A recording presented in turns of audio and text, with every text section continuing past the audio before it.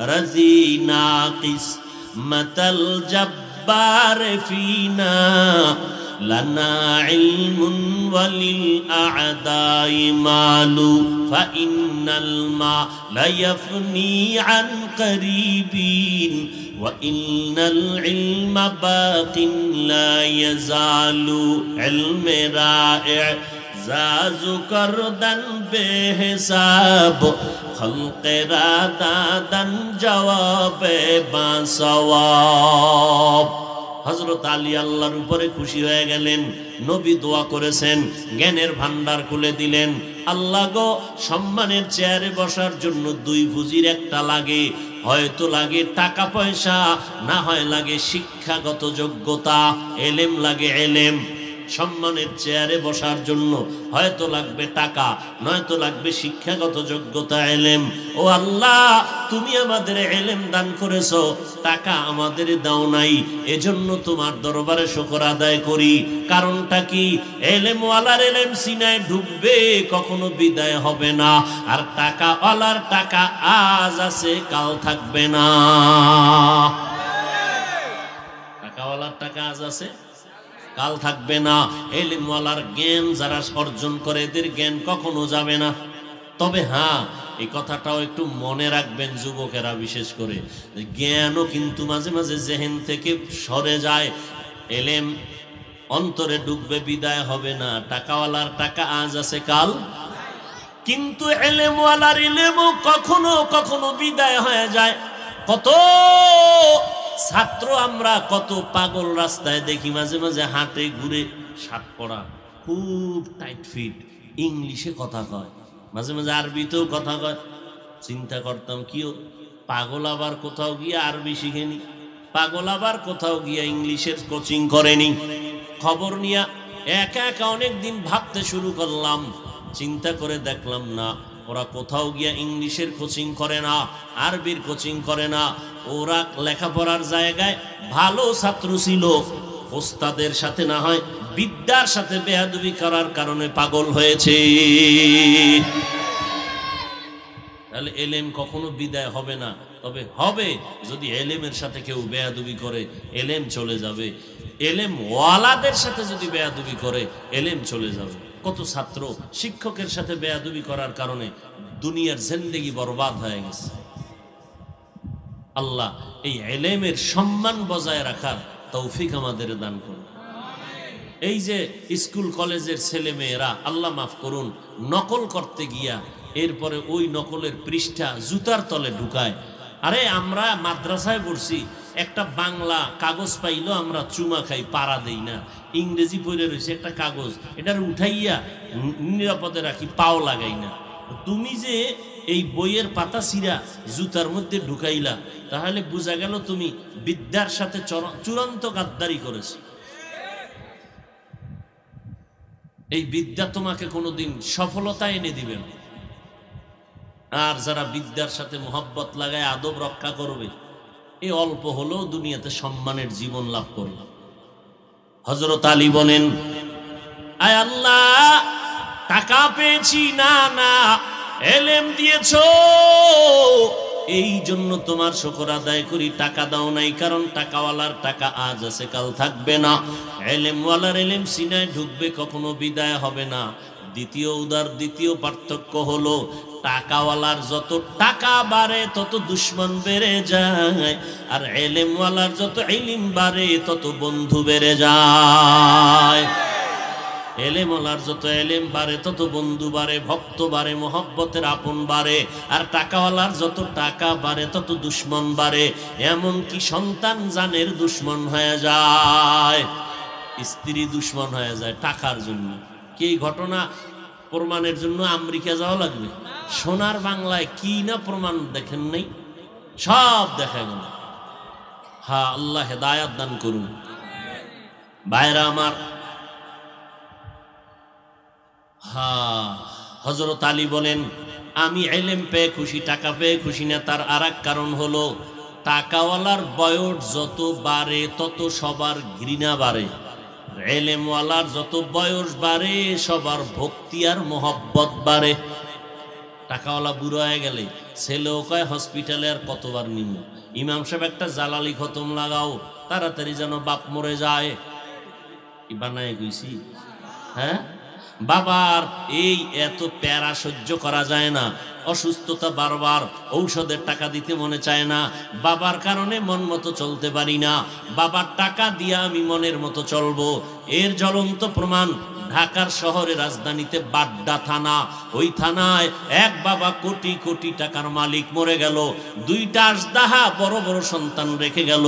ওই দুই সন্তান বাবার লাশটা সামনে ফালাইয়া 24টা ঘন্টা হয়ে গেল, সন্তান দাফনের চিন্তা করে নাই। দুই ভাই ঝগড়া করে টাকা পয়সা ভাগ বটোয়ারা কেমনে করবে, বাবার লাশটা দাফন করার সময় হয় নাই। ফেসবুক শরীফের গোলামেরা দেখছো না সব? আল্লাহ হেদায়াত দান করুন।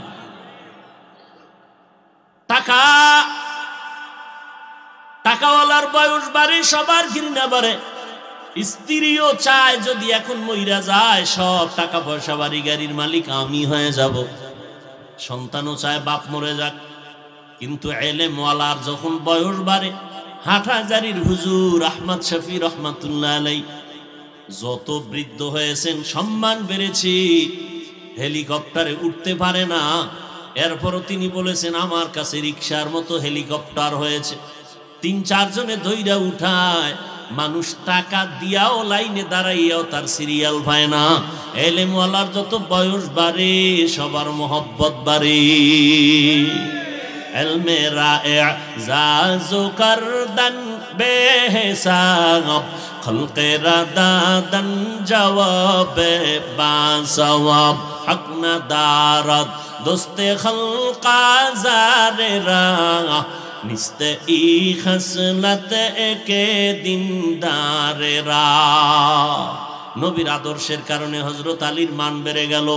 ক্ষমতার মধ্যে চেয়ারে বসা হযরত ওমরে ফারুক রাদিয়াল্লাহু তাআলা আন, চেয়ারের মধ্যে বসা। এই যুবকেরা, মোবাইল ভাট্টি, এদিকে নজর করো।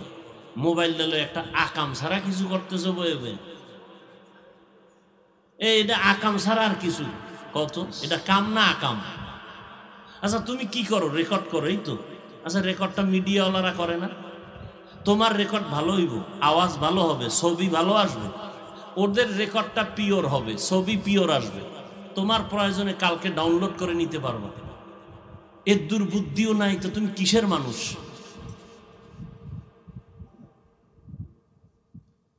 আর সরকারি কোনো জরুরত ছাড়া আর শরীয়তের ওজর ছাড়া ছবি তোলা হারাম, হারাম, হারাম। ছবি তোলার জন্য তোমাকে কি কম, আমাকে হুজুরগুই থামাইতে দিন, পাগল হয়ে যায় ছবি তোলার জন্য। আল্লাহ হেদায়াত দান করুন। অনর্থক এই ছবি তুলো কোন এমনি হারাম, সম্পূর্ণ হারাম। এমন অবস্থা হয়েছে, মসজিদে যাবো হ্যাঁ ছবি, বাথরুমের দরজাটা খুলতে দেরি, এর মধ্যে মাইরে এলেছে। কি পরিমাণ তার সেরা চিন্তা করে, কি যে লাভ আল্লাহ জানে। বড় আফসোস, এ কবরে মোবাইল নিয়ে যাই, বইলে যাবা যে আমার কাফনের ভিতরে মোবাইল দিও, ফেরেশতারা আইলে বলবা যে আগে সেলফি পরে প্রশ্ন। আর কপালে কি আছে তোমার? আহ যুবক, তুমি হাসতেছ। আমি আল্লাহকে 100% গ্যারান্টি দিয়া কসম খায় বলি, আমারে যদি কেউ তুমি এখন বলতে হাফিজ ভাই পাও দুইটা ধরবেননি, তাহলে আমি সোজা হয়ে যাব। আমার দিল তৈরি হয়ে গেছে, আমি তোমার পাও ধরতে রাজি। তুমি বুঝতেছো না মোবাইল তোমাকে কি ক্ষতি করতেছে। আমাদের বরিশালে বলে, এদিকে আসি কিনা বুঝি, ওই যে কাঠের ঘর উঠায় না, কাঠের মধ্যে একটা পোকা থাকে, কাঠ খেয়ে ফেলে, উপরে দিয়ে ফিটফাট, ভিতরে কিচ্ছু নেই। তোমার দেহটা এভাবে আছে, ভিতরে সব শেষ, টের পাবা কয়েকটা দিন পরে। তোমার কিডনির উপরে আঘাত, হার্টের উপরে আঘাত। এরপরও বাটন মোবাইলের কিছুটা সেভ আছে, বাটন। তোমাদের এই যে এগুলো কি কয় টাচ মোবাইল, এ তো তোমার আরো ক্ষতি। আচ্ছা আমার কথা না মানো, তুমি কোনো ডাক্তার থেকে থিওরি নাও,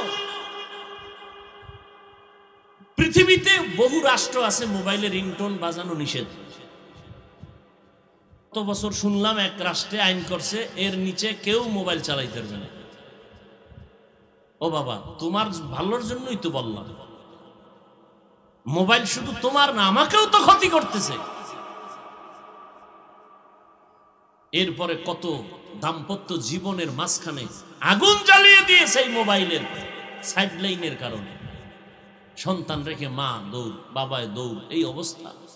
ঘরে ঘরে দ্বন্দ্ব, ঝগড়া ঝগড়া ঝগড়া। অ্যাডভোকেট সাহেব ভালো বলতে পারবেন কি পরিমাণ মামলা এর কাছে যায়। আমার স্বামী অমুক জায়গায় গেছে গিয়া, স্বামী এক আমার স্ত্রী হিজরত করছে, কি কি পরিমাণ মামলা। আল্লাহ হেদায়াত দান করুন। আল্লাহ আমাদের এই গুনাহের থেকে হেফাজত করে। কোন কথা বলতেছিলাম? শুনো, ভালো করে শুনো। নবীর আদর্শ।